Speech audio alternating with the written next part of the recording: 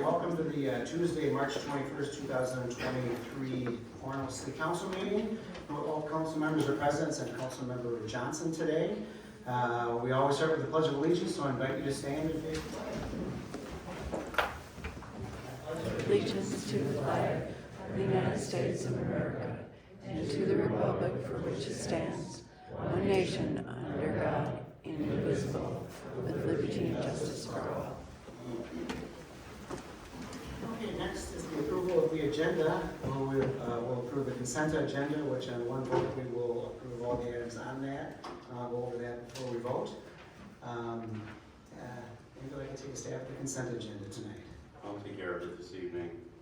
I'd like to pull item number 5. I'd like to move to approve items 1 through 12 by pulling 5. Are we good on that? Okay, so I'm going to go over what we've got on consent tonight. What we have on consent tonight is number 1, City Council meeting minutes of March 13th, 2023. Number 2, claims and bills. Number 3, approval of rental licenses. Number 4, approval of planning commission appointments. Resolution 7347.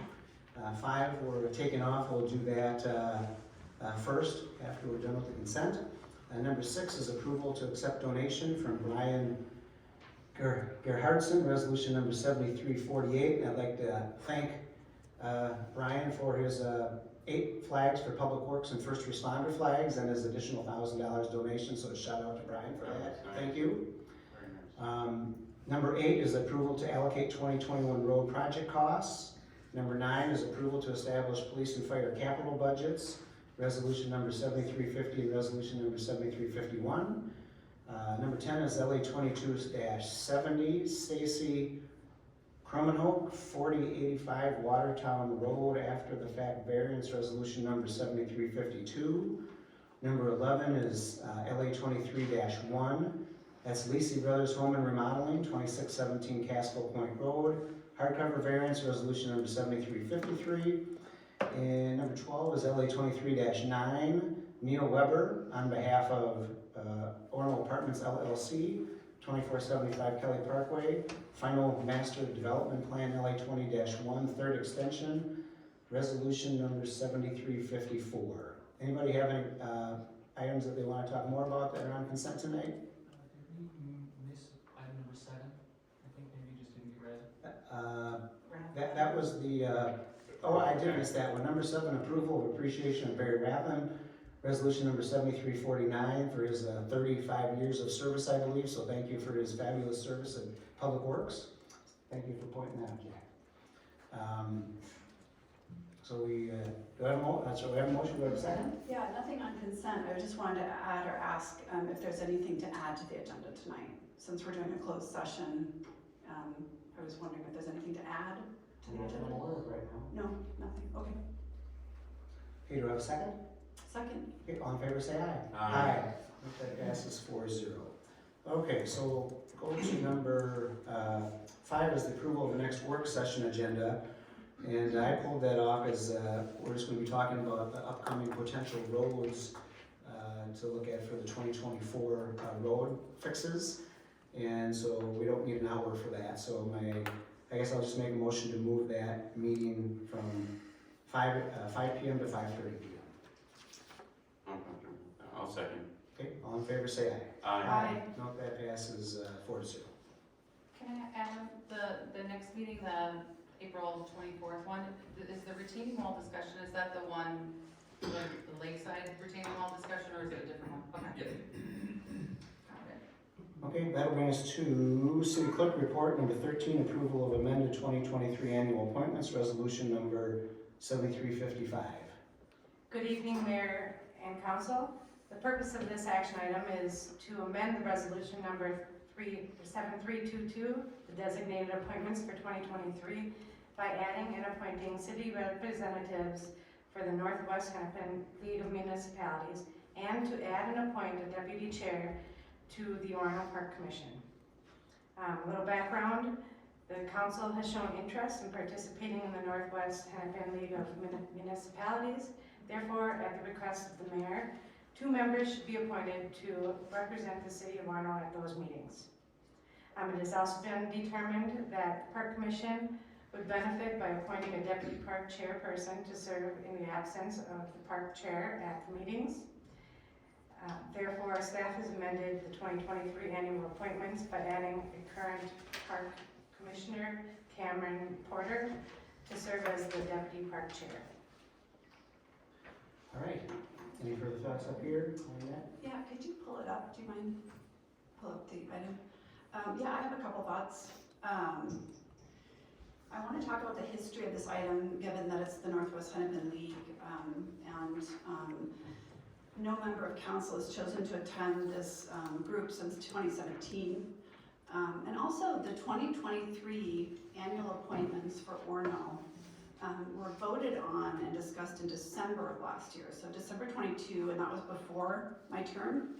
So I essentially had no input, discussion, collaboration at that time, no input on my skills, interests, abilities. I didn't have a real voice or a vote in those 2023 appointments. And as a point of reference on that, in looking at other cities, Mound, Minnetrista, Long Lake, Wayzata, and Medina, all of those communities make their annual appointments in January the new year rather than in December, so that council is present for those. Also, state statute does require that certain committee appointments or commissions are done at that January meeting. That is state statute 412.121. That includes mayor-elect. So Orono, having done it in December for the last 4 years, is actually in violation of state statute. So that's just noteworthy. And then going back to Northwest Hennepin League, this is an organization that I was invited to attend after I became part of the Orono City Council. And it's something that I've had an active interest in with its mission statement and its collaborative approach with municipalities. I also think it's important for council members who have an interest in learning and growing in their role to have a chance to do so. So as it's written, I don't support this proposed amendment, given the historic lack of interest on the part of this current council, despite many opportunities to attend. Also, the way this is written, it not only gives Mayor Walsh and Councilmember Johnson the ability to attend, it effectively prevents me from doing the same. So I'm not in favor of that. Maybe, me being considered as another alternate is one possibility. But as it stands, I'm not in favor of this, given my interest and also my lack of representation on really most other committees in the city of Orono.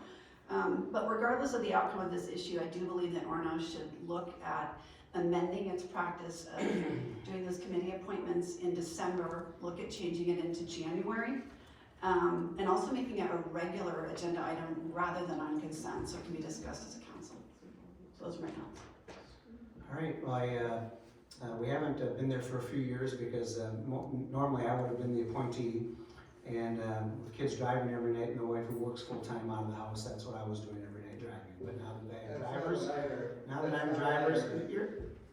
That's not what I heard. Can I? No, you cannot. No, sit down. Yes. And just, if you can be quiet, that'd be great. It's not your time to speak.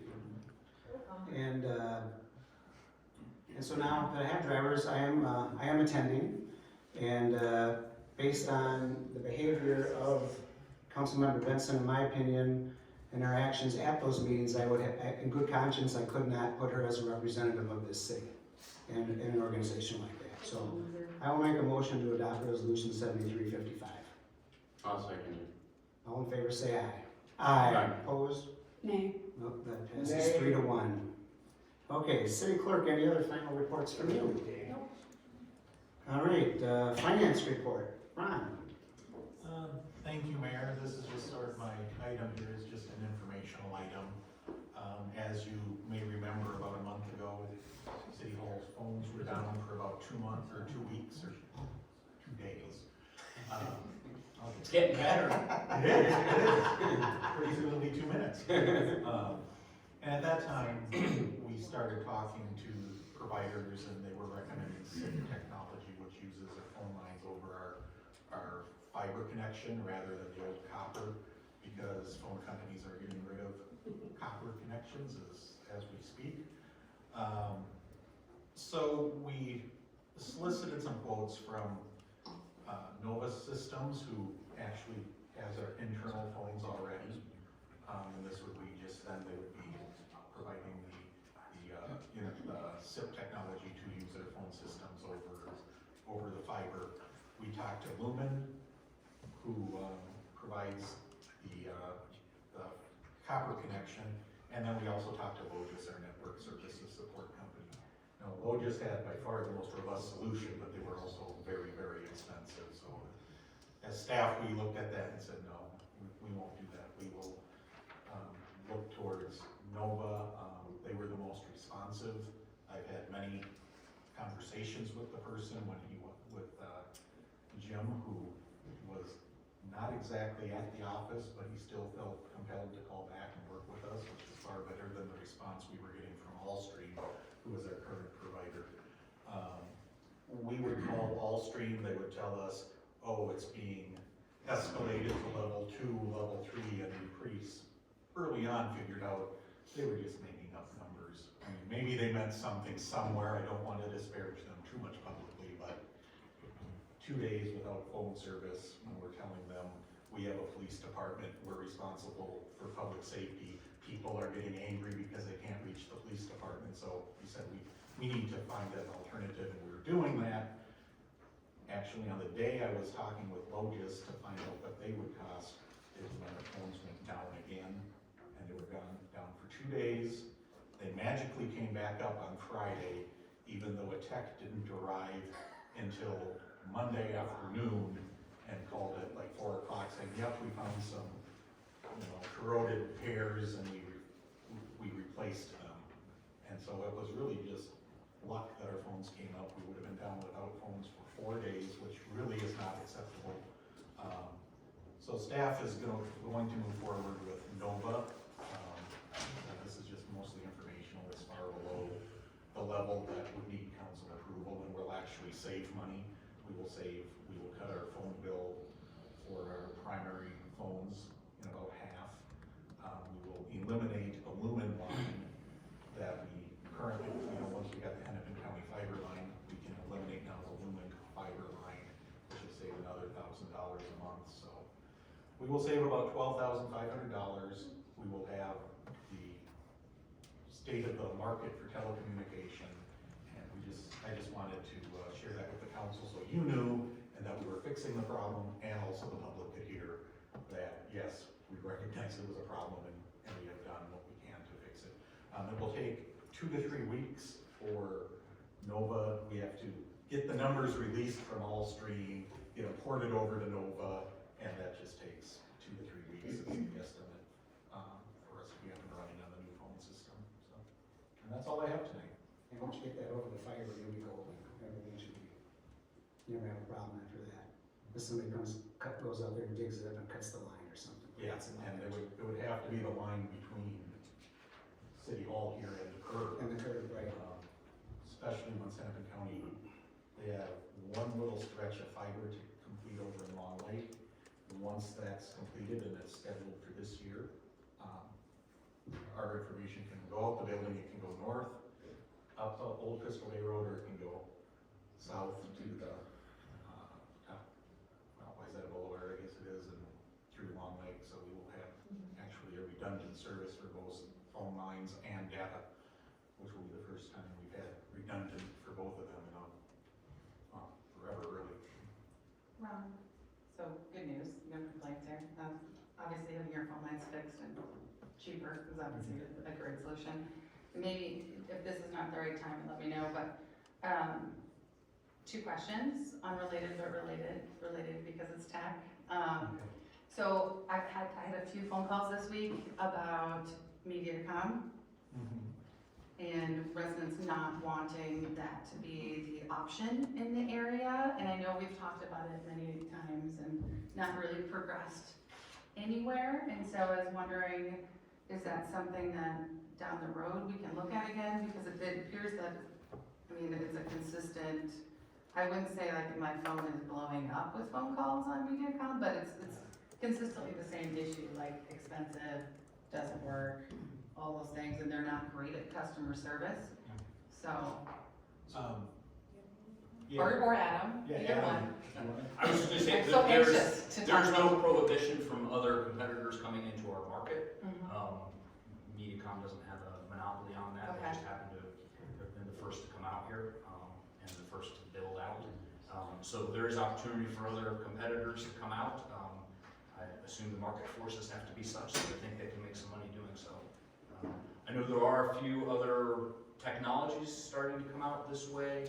I know there's a, not a startup, but a smaller outfit out of, I think, Spring Park that's been trying to bridge some gaps on data in the area, and some others, but Verizon's been doing some things.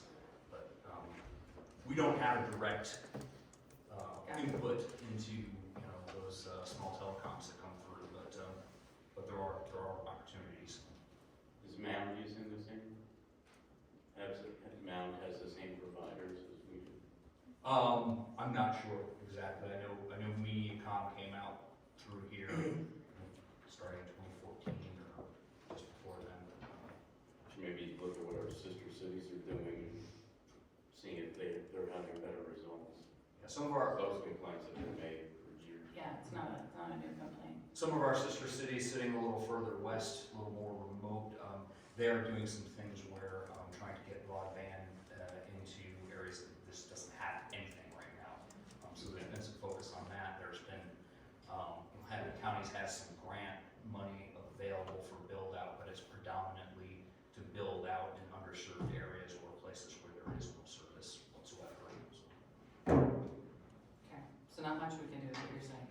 Not that I know of. We're not prohibiting others, but we've not encouraged, like, there's not a route where we can, We haven't done anything where we've tried to partner with a provider to, give them some kind of financial incentives or something like that to come to our area, if that's Well, true. we have reached out, we have tried. We've We've tried. tried, Yeah. and then they call us back once, and then they don't ever call you back again. It's that's been- fair. No, I just said I would bring it up because it seems like it's popping up again as another issue. And then my other question, and this might be you, Adam, versus you, Ron, is, have we made any progress on updating the video for this place? Is that coming in the future for us to talk about? Yes, that will be coming to you, hopefully in the near future. We did reach out, we did get quotes, for upgrading the audio video system for the council chambers. However, at the same time, you may remember we were talking about updating our, the software systems that support, how we do meetings and how we store videos online and things like that. And so, what we're doing is just kind of waiting to figure out which of these software providers we will go with, to make sure that we don't invest in a bunch of technology, hardware, that then maybe is not needed, or something slightly different might be needed depending on which of those software providers we decide to go with. But yes, we are looking at simplifying. We have right now a system that was kind of over-designed back when it was designed, and we had issues with video feeds going from digital to analog and back to digital, and some pretty old stuff in a communications rack in that room right back there that, there's lots of points of failure for that, so we're trying to resolve that. Okay, no, it's good to hear that we're still progressing, so. Sorry, that's more Adam than you. Sorry, and you're excited to talk about it. That's all I got.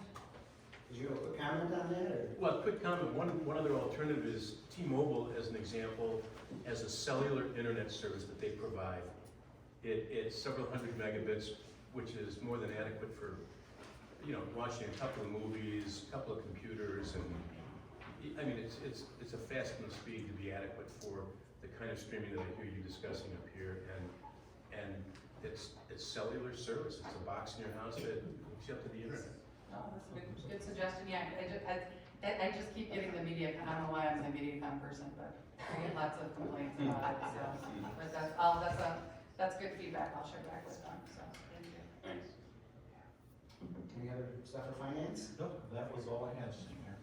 Community development report. Anybody, anything from community development? No? Okay, let's city attorney report. Just briefly wanted to touch on, Councilmember Benson mentioned some of those appointments. There are a couple of statutes that have been brought to our attention that there's one or two specific positions where the statute does mention a first meeting of the year. Doing some research back, it looks like that was moved a few years ago, probably just for convenience, so that all the appointments were done at one time. We have made a note now that we've seen that, we'll be moving those appointments for the next year. As far as, you know, whether to keep that as 2 rounds or to move everything is going to be sort of more of a policy decision for the council. But also, that does not affect the validity of those appointments going forwards. Anything else? That's it? That's it. All right, city administrator engineer report. I don't have anything else. All right, well, that'll bring our public comments, and before we get to public comments, I want to, because we have constant accusations being thrown around up here, I do want to tag on to last meeting, how we ended with a little bit of credibility issues, in my opinion, with Councilmember Benson and her biggest financial supporter, Brad Erickson down here. We do have some new, we do have some new information that actually came to light, courtesy of Jay Nygaard's latest lawsuit. He's got Exhibit 103, which is Brad Erickson's affidavit where he explains how he lied to police and that we should believe him now. And so that, in my opinion, begs the question of when can you believe someone who's an admitted liar? And from my perspective is you can never believe anybody who's an admitted liar because they are an admitted liar. And, but I appreciate Mr. Nygaard bringing that admitted liar affidavit to our attention. You admitted in your affidavit that you lied. It is number 28. Number 28, you admitted lying to police. Read what I said in the affidavit. So I'm going to finish with a quote from Thomas Jefferson before we get to public comments about liars. It says, "He who permits himself to tell a lie once finds it much easier to do it a second and third time till at length it becomes habitual. He tells lies without attending to it and truths without the world's believing him. Paul. The falsehood of the tongue leads to that of the heart, and in time depraves all its good dispositions." Thomas Jefferson. Mediator, brother. So that will bring us to public comments. So if you'd like to come up here and. Right next to you. Oh, sorry. Go ahead. Kim Carswell, 261 Signet Place. I just have a statement to make. Wouldn't it be impressive to observe a collaborative council meeting with one without verbal town meetings? Wouldn't it be terrific for the council to pay attention to others without dismay, avoiding the bored facial expressions that we see today? Wouldn't it be fantastic to see the mayor speak to all with a respectful tone, without consistently feeling the need to pick up an old bone? Wouldn't it be productive for the meeting minutes to be true and clear, for all to agree with as they read and hear? Wouldn't it be great for the meetings to end on a positive note, without the rancor and negativity that fill all the quotes? Wouldn't it be wonderful to see more kindness and respect for our mayor to the others that people elect? I'd like to put that in the minutes, please. Thank you. It's all on me, it's not on you. It's all on me. It's all my fault. Yeah. James Elder, 195 South Brown Road, Orono. Good evening. I was pleased that Mayor Walsh, at his public coffee meeting a few days ago in this room, stated that there would be an open discussion including questions and answers at a future council meeting after disclosure by staff of cost estimates and needs assessment regarding the Orono Fire Department. At the time I was pleased, but I politely but firmly pressed him, as I do now, the entire council, to devote more than a few minutes in one council meeting in this limited space to a more thorough public hearing in a larger venue to accommodate the hundreds of Orono citizens very interested and affected by this matter. Something along the lines of the public discussion initiated by Long Lake several months ago. The expenditure of many millions of tax dollars on a redundant fire department building warrants a full and accurate discussion. By one estimate, a $4 million capital expenditure, which many estimate is low, increases the property tax on 1 million Orono residents by approximately $850. Transparency, accuracy, and communication are universally acclaimed principles of good governance. They are called for here. Thank you. Thanks. Thank you. Anybody else? Good evening, folks. Thank you very much for the time, Mr. Mayor, council folks. Jim, thank you very much for that. I think there's been a lot of questions asked about why, how much, when, what we're gonna spend. And I'm very glad to hear that we are going to be addressing that in the future. I think that's really important for the citizens. I've been personally getting a number of phone calls just because of my background in the fire service asking certain questions. One that keeps coming up repetitively is apparatus, how they're utilized, their life expectancy, how they get purchased. And a lot of that, I know you guys have been investigating quite prolifically, as much as possible. The department that I worked for had basically a 10-year life expectancy on fire engines. The reason they had that was because it's been over 60,000 calls a year. 10 years was about the right time frame for that. Smaller communities, such that we live in, they can extend those life periods out to approximately 15, 20 years. Truck companies that are different, and I should stop, fire engines and fire trucks, two separate entities. One's designed for fire attack, placing people in an IBLH environment in immediate danger to life and health. The other one is designed to force entry into the house, vent the house, provide for a safe environment for the firefighters to come into and extinguish the fire. Trucks don't get utilized that often. They have a longer life expectancy. They can last upwards of 20 years. It came to my attention, I recently purchased a truck that we're gonna refurbish. But that truck is actually 14 years old, is that my understanding? I'd have to double check. I believe it's a 2009, so It's around that vintage, it's yeah. already past 3/4 of its life expectancy. And we're spending $750,000 on it, not counting the refurbishing of it. So we could expect to get another 5-6 years out of it before we have to purchase a new one. Okay, I mean, and that's fine. National average, that would be the national average. I think we can get an easy 10 years out of that truck. Okay. So in 10 years. Easy, because we're saying that actually to the. Okay, and that's great, so 10 years, manufacturing. fantastic. We have a vehicle that we spend $750,000, and in 10 years, we need another 1.5 to 2 million to replace it. No, you're talking probably 5 million or 4 million in 10 years. The way things are going, And absolutely. you're talking a lot of maybes. Right.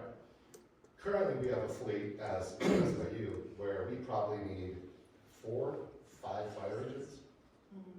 I don't know, because I think the point is the meeting in May and June, you'll have a fire chief Right. that will tell you exactly what you need. Exactly, and I'm looking forward to that, and I can't wait to hear the needs assessment.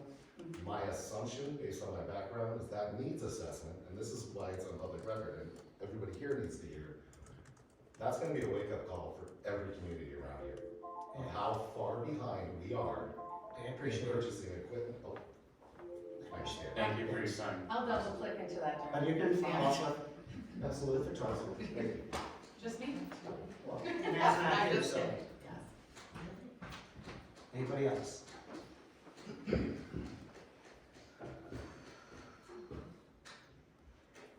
Chelsea Weidrich, you already know. I knew you were a loser, self-absorbed, but I didn't know you were brain dead. You use that podium to sit up there. Hey, I'm talking to you. You use the podium to sit up there and bash people. You wanna talk about ethics? You wanna talk about lying? Who said that they had ethics training? That'd be you. I've got some other things that I'll bring next time to show you. And then you sit there and you're gonna attack the one person that wants to do what she's supposed to do and not look out for herself. You two sit and follow him around, having not a single thought for yourselves. It's bullshit. You people don't want what's best for the city. You want what's best for you and your pockets. And then you wanna talk about how Brad funded for her. Who bought Rice's signs? Who's doing all the illegal stuff? You got into this seat illegally. Yeah, you did.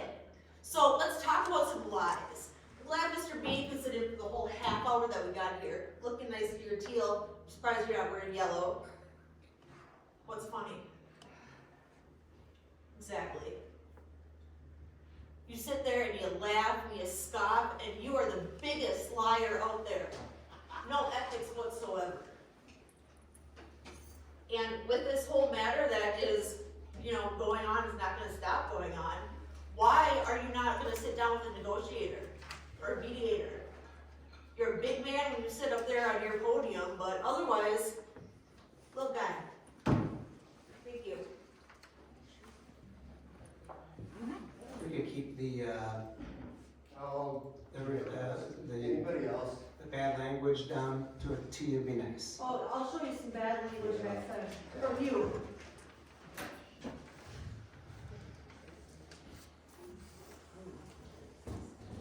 Brad Erickson, 2485 Independence Road.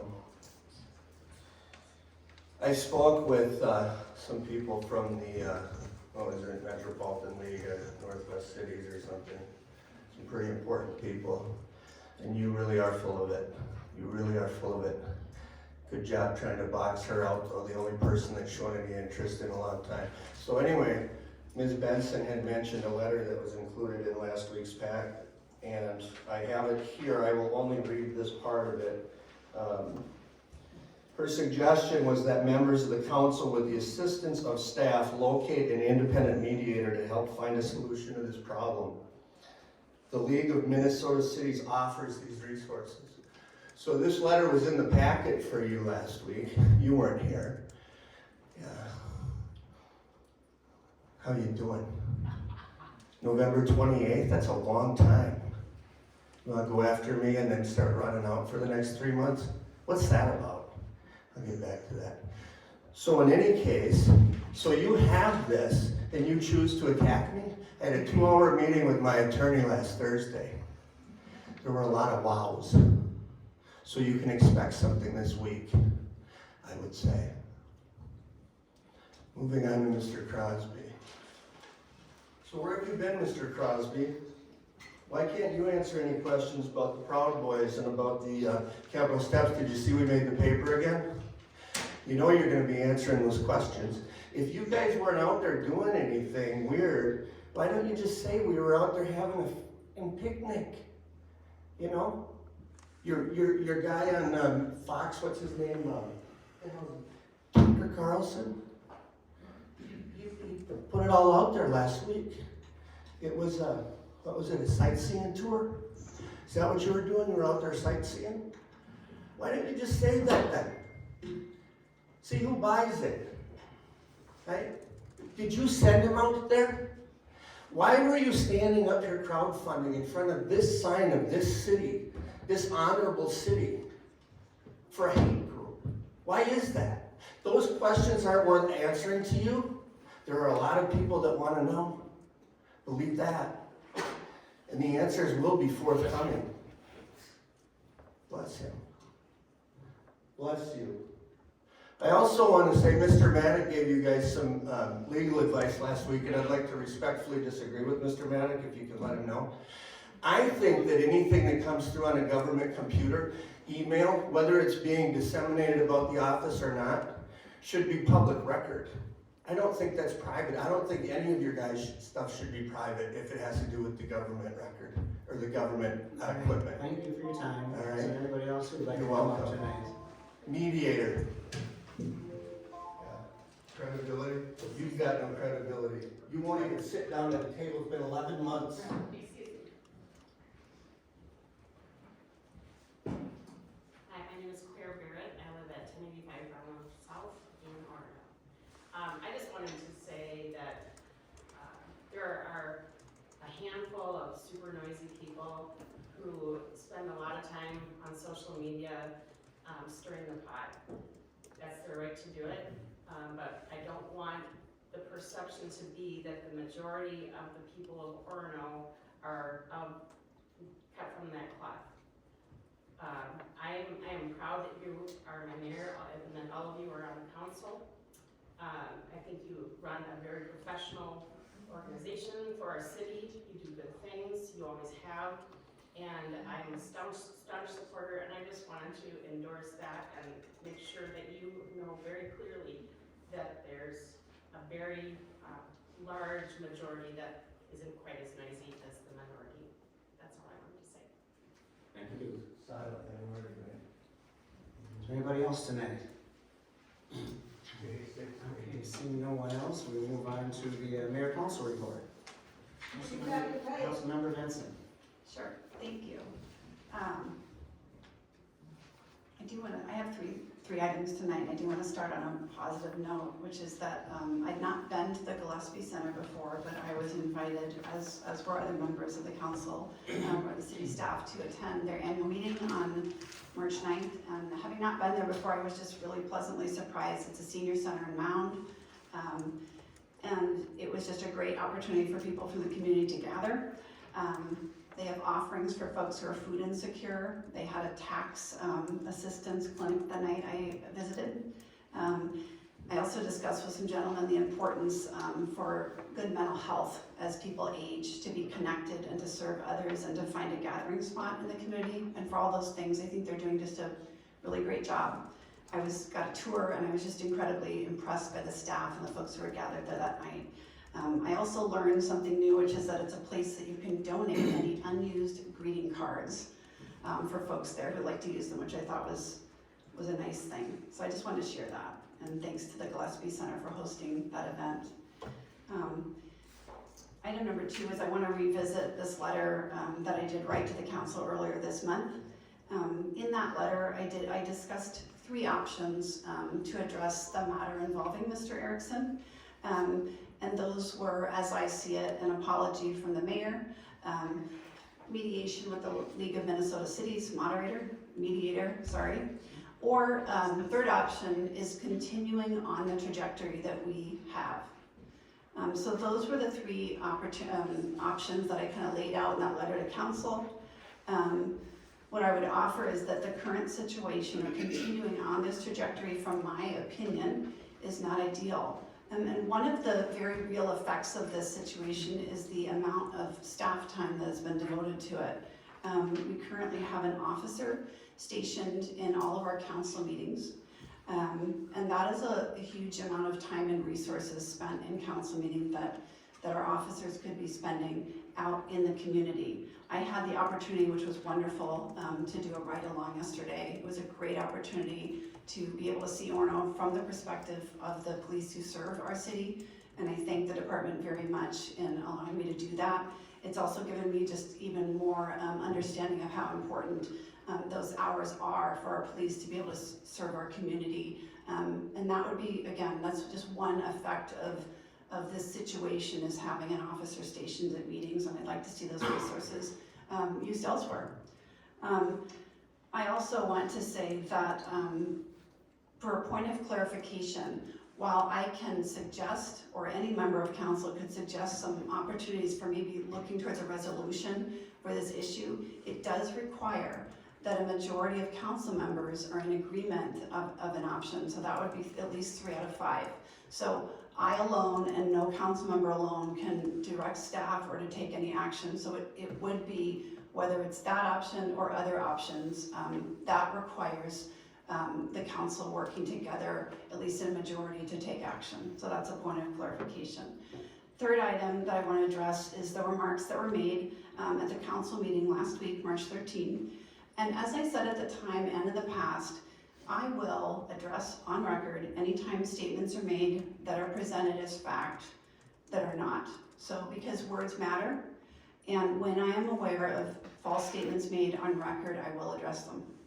So I did speak with City Attorney Maddock about this, as well as City Administrator Edwards earlier today, and I shared my concerns about the statements made last meeting, so I want to address those tonight.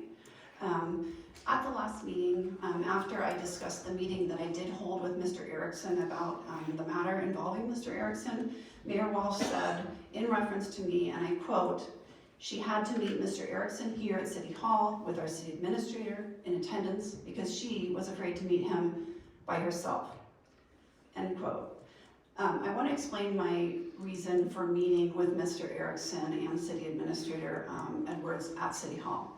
And the first is a very positive reason. I feel that City Hall is a place where every member of the community should feel welcome.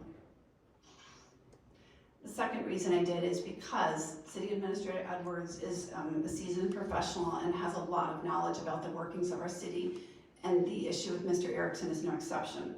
And City Administrator Edwards is also somebody in a meeting like that can provide a third-party perspective and also be able to attest to the content of a conversation after the fact if necessary.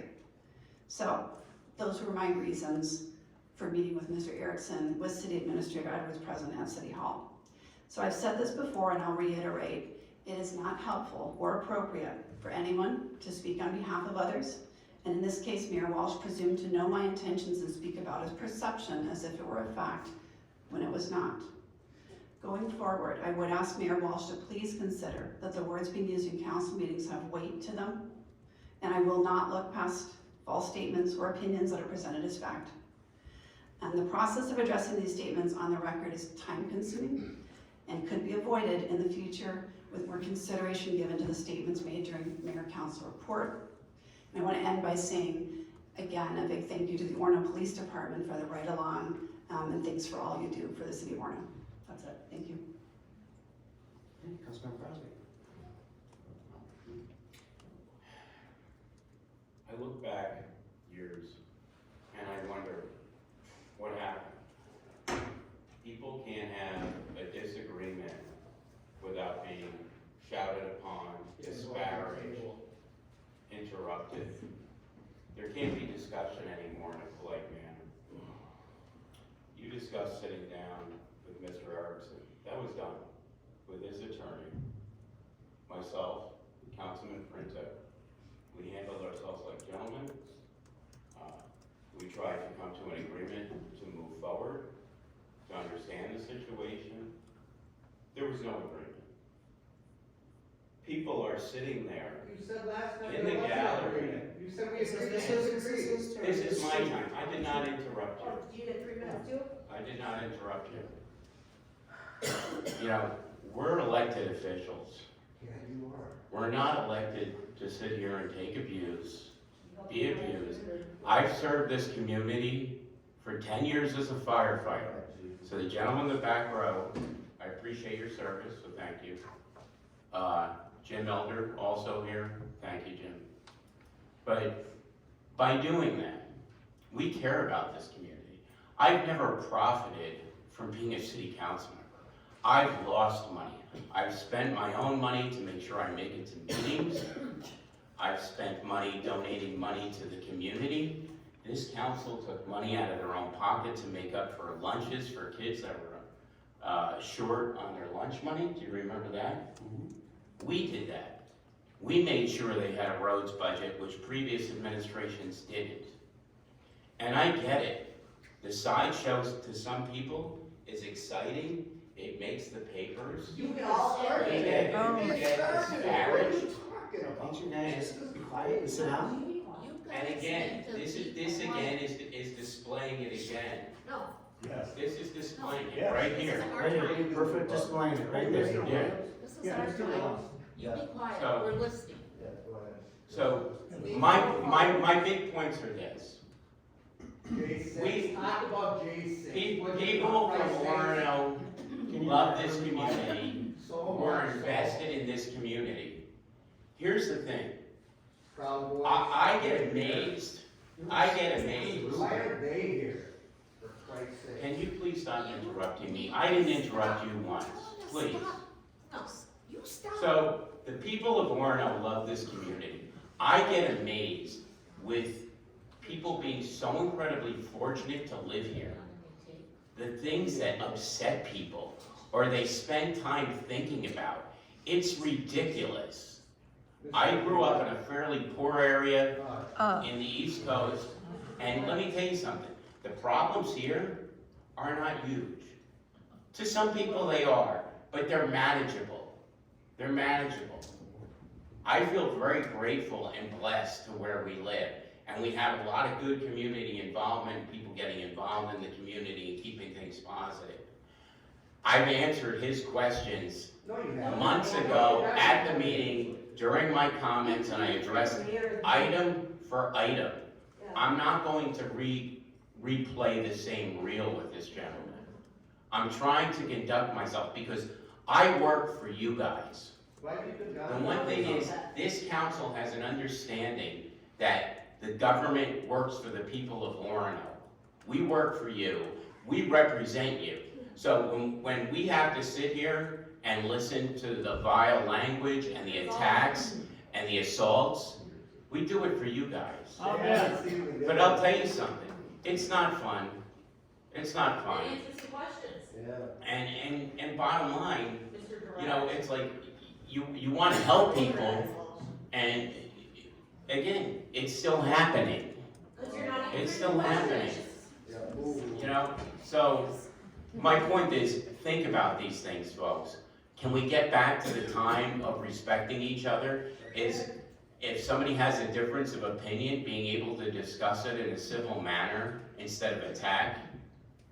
You know, those times are not that long ago. I think we can do it. I hope we can do it. There's a lawsuit coming you know, against the city too, just so you know. Thanks Whatever, to you guys, thanks to you guys. I'm sure. Yeah. Yeah, But ask the county how it worked out. when And the interesting thing is, these folks don't even live in Orono. That's the rock of the moment right here. I'm not even in Orono, you know, it's like me going to St. Louis Park and yelling at the St. Louis Park City Council. It's ridiculous. St. Louis Park, really? St. Louis Park, you're gonna bring them into it again? So, Yeah, I'm using it, Maple Grove, Plymouth, whatever. I thought you were Mr. Direct. You know? Mr. Direct answers some questions. So, I think I've made my points. False I do statements. appreciate everybody coming and the citizens' involvement and your concern in our community. Because Orono is a great place to live, and we do care deeply about this community.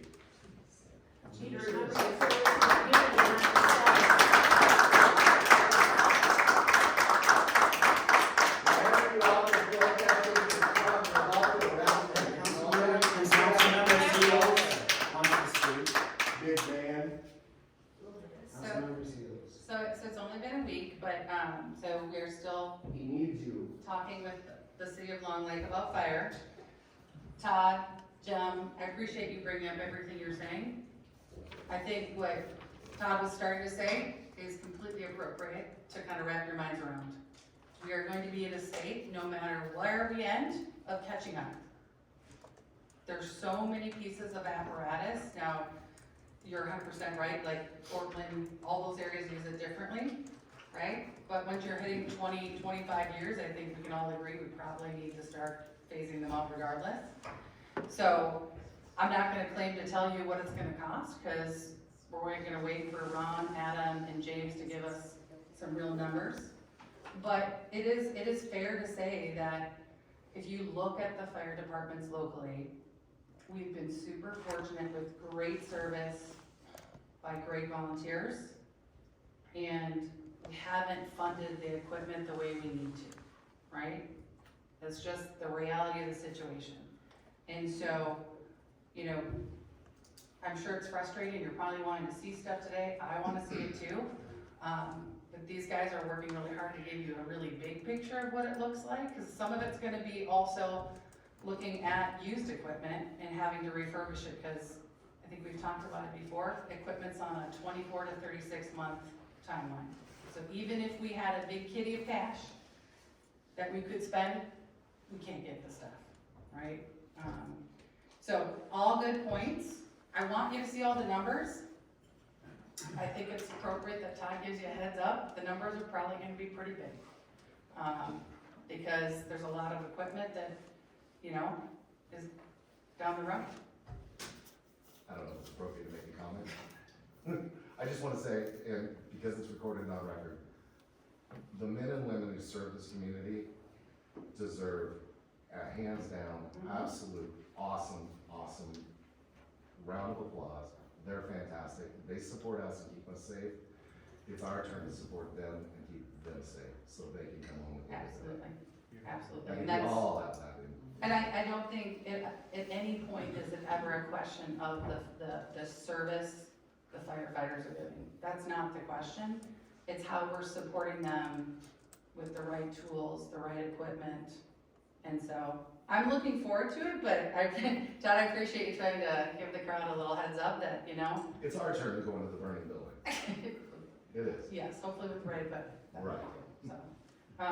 So more to come, you know, I'm sure it'll be very robust, I'm looking forward to it, but again, we're still talking to Long Lake too, you know, maybe there'll be an option in there that's not what don't have laid out in front of us yet, so time will tell, so that's all I have. All right. Well, I'll start out by addressing Councilmember Benson's meeting with Brad. I can stand by what was told to me about why she had to meet here with them. And in regards to the letter that she wrote last time, I think I talked about that very well, about the lack of credibility when you've already denigrated the council in front of other public officials and undermined staff. And then when you have an admitted liar with his affidavit lying that he admits lying to police, it's hard to